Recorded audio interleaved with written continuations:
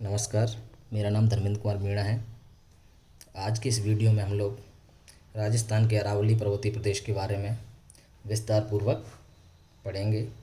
अरावली पर्वतमाला राजस्थान का एक विशिष्ट भूभाग है जिसका विस्तार राजस्थान के दक्षिण पश्चिमी भाग से उत्तर में खेतरी तक है, जो कर्णवत रूप में विस्तारित है। अगर राज्य में इसकी कुल लंबाई की बात की जाए तो राज्य में इसकी कुल लंबाई लगभग 550 किलोमीटर है एवं अरावली पर्वतमाला की भारत राजस्थान के अतिरिक्त कुल लंबाई की बात की जाए तो इसकी कुल लंबाई 692 किलोमीटर है, जिसका विस्तार गुजरात के पालनपुर से लेकर दिल्ली तक है, जिसकी दिशा वही है दक्षिण पश्चिम से उत्तर पूर्व की ओर है। अरावली पर्वतमाला विश्व की प्राचीनतम पर्वतमालाओं में से एक है, जिसे हम विशिष्ट एवं वलित पर्वतमाला या ये कहें कि अरावली पर्वतमाला वलित एवं अवशिष्ट पर्वतमाला है, जिसका निर्माण प्री कैम्ब्रियन काल में हुआ था। गुरु शिखर पर्वत चोटी अरावली की सबसे ऊंची चोटी है, जो सिरोही जिले के माउंट आबू में स्थित है। यह पर्वत चोटी उत्तर में हिमालय एवं दक्षिण में नीलगिरी पर्वत श्रेणी के मध्य सबसे उच्च पर्वत चोटी है, जिसकी कुल ऊंचाई 1722 मीटर है, जिसे कर्नल जेम्स टॉड ने संतों के शिखर के नाम से संबोधित किया था। और यहाँ पर एक बात आप लोगों को जाननी चाहिए कि हमने यहाँ पर कहा था कि अरावली पर्वत श्रेणी वलित एवं अवशिष्ट पर्वत श्रेणी है। वलित का मतलब होता है कि कोई भी पर्वत श्रेणी जिसका निर्माण संपीड़नात्मक बल के कारण होता है। संपीड़नात्मक बल का कारण होता है जब दो बल आमने सामने से लगते हैं, ठीक है। तो जब दो बल आमने सामने से लगते हैं तो उनके मध्य जो मलबा होता है वो क्या हो जाता है, वलित हो जाता है। तो इस प्रकार से निर्मित पर्वत चोटी को या पर्वत श्रेणी को हम वलित पर्वत श्रेणी के नाम से जानते हैं। एवं अवशिष्ट का मतलब वही सामान्य सी बात है कि जो अपनी युवावस्था से गुजरकर जीर्णावस्था में पहुंच चुकी हो। तो अरावली पर्वतमाला जीर्णावस्था में है, इसीलिए इसको अवशिष्ट नाम कहते हैं। अवशिष्ट मतलब कि जो अपने बचे कुचे रूप में बची हुई है, ठीक है। तो अरावली पर्वतमाला विश्व की सबसे प्राचीनतम पर्वतमाला है, जिसकी उत्पत्ति या निर्माण प्री कैम्ब्रियन युग में हुआ था। यह अवशिष्ट एवं वलित प्रकार की है।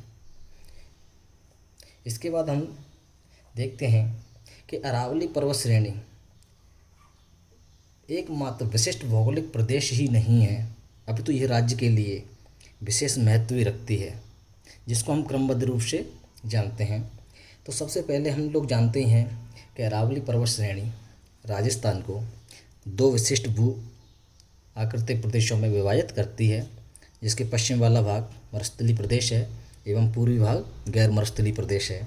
तो हम ये कह सकते हैं कि अरावली पर्वतमाला राजस्थान को दो विशिष्ट भू आकृतिक प्रदेशों में विभाजित करती है, और साथ ही अरावली पर्वतमाला मरुस्थलीय विस्तार को भी पूर्व की ओर बढ़ने से रोकती है। नंबर 2, अरावली पर्वत श्रेणियाँ या ये कहें कि अरावली पर्वतमाला से अनेक नदियाँ निकलती हैं, जिस प्रकार से साबरमती, बनास, बेड़च, सुगड़ी, लूनी, कोठारी आदि। इसके अलावा अरावली पर्वत श्रेणियाँ अनेक प्रकार के वन्य जीवों की शरणस्थली हैं। यहाँ पर अनेक प्रकार के पक्षी पाए जाते हैं एवं वन्य जीव पाए जाते हैं। इसके अलावा अरावली पर्वत श्रेणियाँ खनिज संसाधनों की दृष्टि से संपन्न है।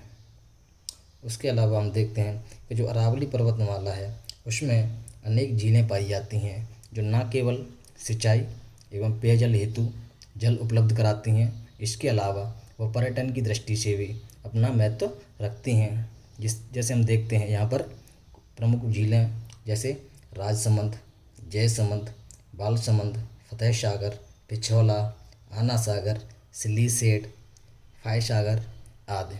इस प्रकार से अरावली पर्वतमाला का राजस्थान के संदर्भ में विशेष महत्व है, जिसको हमने बिंदुवार देखा। उसके बाद हम देखते हैं कि अरावली पर्वतमाला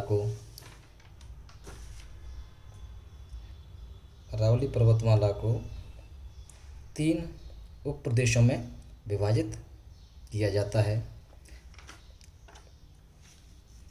अरावली पर्वतमाला को निम्नलिखित 3 उप प्रदेशों में विभाजित किया जाता है, जिसमें सबसे पहले है उत्तरी अरावली पर्वतीय प्रदेश, दूसरा है मध्य अरावली प्रदेश, तीसरा है दक्षिणी अरावली प्रदेश।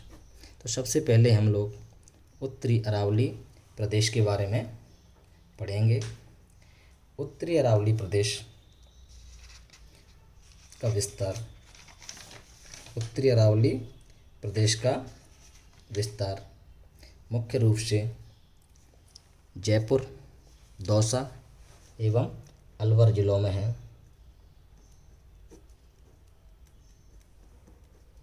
दौसा एवं अलवर जिलों में है। यहाँ अरावली श्रृंखला अनवरत रूप से न होकर दूर दूर होती है। इस अरावली पर्वतीय क्षेत्र में शेखावाटी की पहाड़ियाँ, तोरावाटी की पहाड़ियाँ एवं जयपुर तथा अलवर की पहाड़ियाँ सम्मिलित की जाती हैं, जबकि उत्तर पश्चिमी अरावली पर्वतमाला के उत्तर पश्चिमी क्षेत्र में शेखावाटी एवं पूर्व में तोरावाटी की पहाड़ियाँ हैं। तोरावाटी और अलवर की श्रृंखला समानांतर पहाड़ी क्रम में है। जयपुर में प्रमुख पर्वतमालाओं की बात की जाए तो यहाँ पर जयगढ़, नाहरगढ़,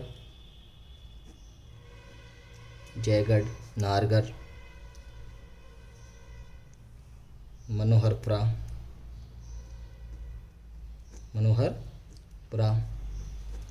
इसके अलावा अलवर में अरावली पर्वतमालाओं की जो चोटी पाई जाती हैं उनमें प्रमुख रूप से भानगढ़, सिरवासा, वैराट, विलाली इत्यादि प्रमुख हैं।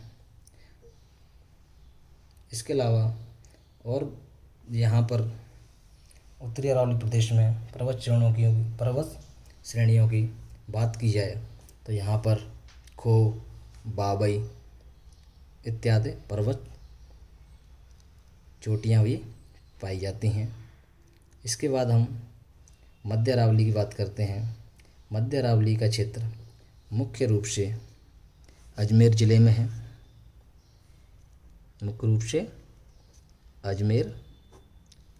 है। हाँ, यहाँ पर एक बात और आप लोग ध्यान रखना कि अगर कोई आपसे पूछे कि अरावली पर्वतमाला का सबसे कम विस्तार कौन से ज़िले में है तो वो ज़िला कौन सा है? अजमेर ज़िला है। तो मध्य अरावली प्रदेश का विस्तार अजमेर ज़िले में है। मध्य अरावली में एक और पर्वत श्रेणियाँ हैं तो दूसरी ओर संकीर्ण घाटियाँ और समतल स्थल भी है। उत्तरी अजमेर में समतल क्षेत्र है तो व्यावर क्षेत्र अनेक पहाड़ियों से असमतल है। अजमेर के दक्षिण पश्चिम में तारागढ़ की, जिसकी चोटी कितनी है? तारागढ़ की 870 मीटर। तारागढ़ अजमेर ज़िले के दक्षिण पश्चिमी भाग में तारागढ़ और पश्चिम भाग में सर्पलाकार रूप में पर्वत श्रेणियाँ हैं, जिनको हम नाग पहाड़ियों के नाम से जानते हैं। नाग पहाड़ी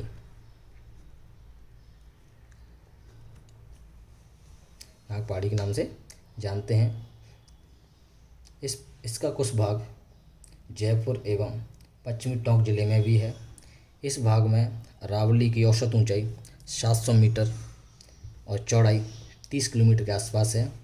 टाड़गढ़ तहसील में मराई जी की ऊंचाई 9 से 33 मीटर है।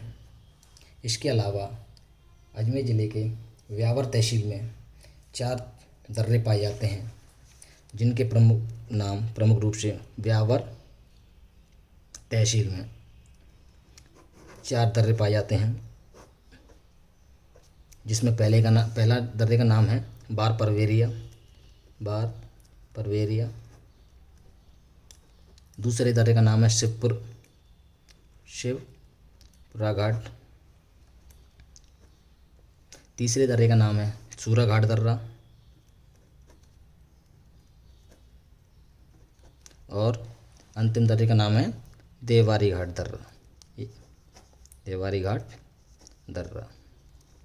इस प्रकार से मध्य अरावली का विस्तार प्रमुख रूप से अजमेर ज़िले में है, जिसके दक्षिण पश्चिमी भाग में तारागढ़ पर्वत चोटी एवं दक्षिण पूर्वी भाग में सर्पलाकार रूप में नाग पहाड़ियाँ अवस्थित हैं। एवं अजमेर ज़िले के अजमेर ज़िले की व्यावर तहसील में 4 दर्रे पाए जाते हैं, जिनके नाम यहाँ पर हम लोगों ने बताए थे। वार परवेरिया, शिवपुरा घाट, सूरा घाट दर्रा, देवारी घाट दर्रा। उसके बाद आते हैं हम दक्षिणी अरावली प्रदेश के बारे में। दक्षिणी अरावली प्रदेश का विस्तार प्रमुख रूप से सिरोही, उदयपुर, रायसमंद जिले में है। वास्तविक रूप में देखा जाए तो यह संपूर्ण पर्वतीय प्रदेश, कौन सा? दक्षिणी अरावली वाला। वास्तविक रूप में देखा जाए तो दक्षिणी अरावली पर्वतीय प्रदेश प्रमुख रूप से अत्यधिक सघन एवं उच्चता लिए हुए है। अत्यधिक सघन एवं उच्चता का मतलब है कि यह क्षेत्र में, दक्षिणी अरावली क्षेत्र में सबसे अधिक मात्रा में वन पाए जाते हैं। और जो अरावली पर्वतीय प्रदेश की जो सर्वोच्च चोटियां हैं वह भी दक्षिणी अरावली क्षेत्र में ही पाई जाती हैं। आप दक्षिणी अरावली पर्वतीय क्षेत्र में सिरोही जिले में आबू श्रेणी में अनेक पहाड़ियाँ एवं शिखर हैं। आबू पर्वत 19 किलोमीटर लंबा एवं 8 किलोमीटर चौड़ा पठारनुमा भाग है, जो समुद्र तल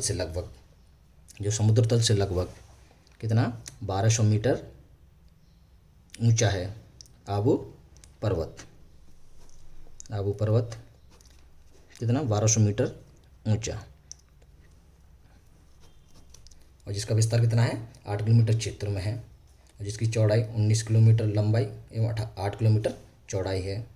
जैसा कि मैंने आप लोगों को पहले ही बताया था कि दक्षिणी अरावली पर्वत श्रेणी के माउंट आबू क्षेत्र में गुरु शिखर पर्वतमाला है, जो अरावली पर्वतमाला का सर्वोच्च शिखर है, जिसकी ऊंचाई 1722 मीटर है, जिसे कर्नल जेम्स टॉड ने संतों के शिखर के नाम से संबोधित किया था। इसके अलावा यहाँ और भी अन्य श्रेणियाँ हैं, जैसे शेर, जिसकी ऊंचाई कितनी है 1597 मीटर। शेर है, जारगा है, जरगा, अचलगढ़, दिलवाड़ा, नागपानी, लीलागढ़, कमलनाथ की पहाड़ियाँ, नागपानी, कमलनाथ की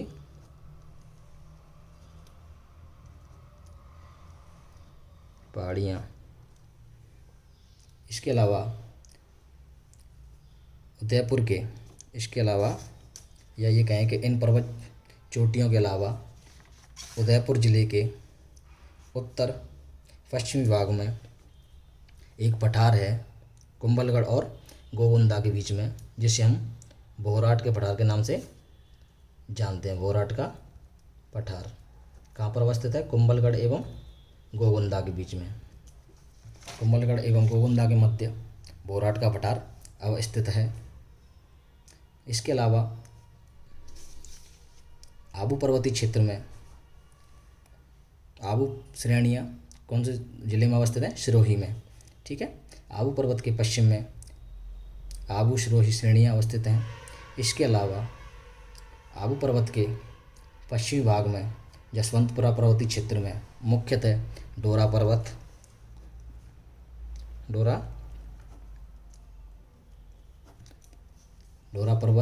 है। इसके अलावा शिवानी पर्वतीय क्षेत्र में मुख्य रूप से गोलाकार पहाड़ियाँ हैं। इन्हें 56 की पहाड़ियाँ एवं नाकोड़ा पर्वत के नाम से जाने जाता है। तो शिवानी पर्वतीय क्षेत्र में क्या है? गोलाकार पहाड़ियाँ, जिनके किसके नाम से जाना था? इन्हें 56 की पहाड़ियों के नाम से, 56 की पहाड़ियाँ। यहाँ पर आप लोगों को यह कन्फ्यूज या नहीं होना है कि 56 का मैदान प्रतापगढ़ एवं बांसवाड़ा के मध्य 56 गांवों का समूह है, जिसके कारण इसको क्या कहते हैं हम 56 का मैदान या मध्य माही का बेसन कहते हैं। लेकिन सिवान पर्वतीय क्षेत्र में जो गोलाकार पहाड़ियाँ हैं उनको 56 की पहाड़ियों के नाम से जाना जाता है। इसके अलावा जवाई नदी घाटी क्षेत्र में पाली का क्षेत्र में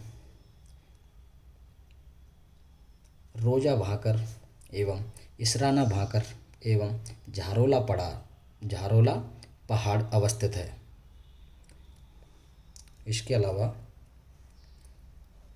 जालौर पर्वतीय क्षेत्र के अंतर्गत रोजा भाकर, इसराना भाकर, झारोला पहाड़ अवस्थित हैं। अब हम बात करते हैं कि मुख्य रूप से देखा जाए तो अरावली पर्वतीय श्रृंखला का सर्वाधिक महत्वपूर्ण भाग इसका दक्षिणी भाग है, जहाँ ये श्रृंखलाएँ सघन, उच्च एवं वनों से आच्छादित तथा प्राकृतिक सौंदर्य से युक्त हैं। स्पष्ट रूप में अगर ये कहें कि निष्कर्ष रूप से कहा जाए तो अरावली पर्वत राज्य की एक प्रमुख भौगोलिक इकाई है जो प्राकृतिक, सांस्कृतिक एवं आर्थिक दृष्टि से महत्वपूर्ण है। तो उम्मीद करता हूँ कि आप लोगों को अरावली पर्वतीय प्रदेश के बारे में महत्वपूर्ण जानकारियाँ प्राप्त हुई होंगी। धन्यवाद।